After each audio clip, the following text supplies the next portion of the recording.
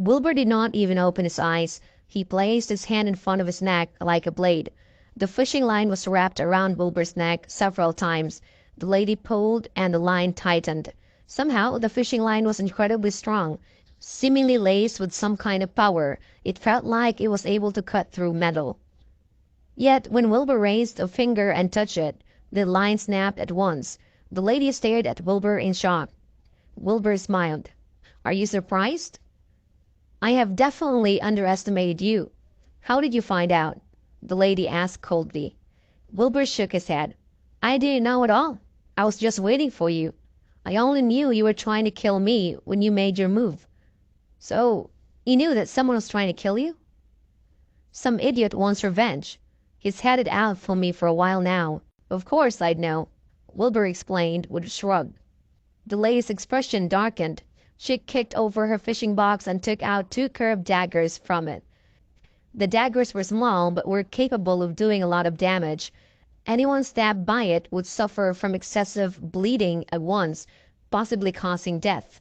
The lady leapt into the air, pouncing at Wilbur as she slashed the daggers against his chest in a cross motion. Wilbur smiled. He raised a hand, weaving through the lady's arms and aiming a chop at her neck.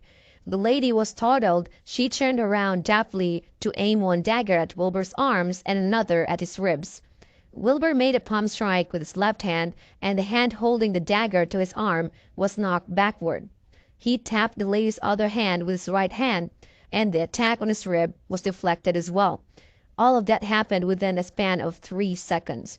The lady stumbled backward in shock, sensing the enormous power that had countered her attacks as she stared at Wilbur in disbelief.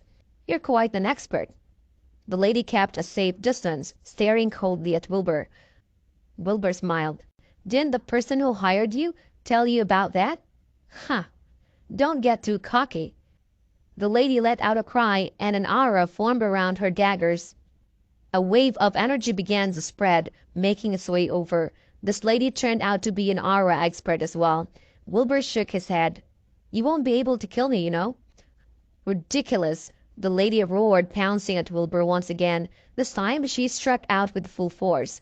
Both daggers were lethal, with the added aura. Every attack was out to take Wilbur's life.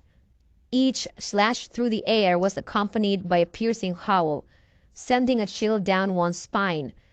Wilbur was not scared in the slightest, deflecting the lady's every attack with his bare palms, without stepping back at all. The lady saw that her attacks were not doing anything, and pulled back again as she glowered coldly at Wilbur.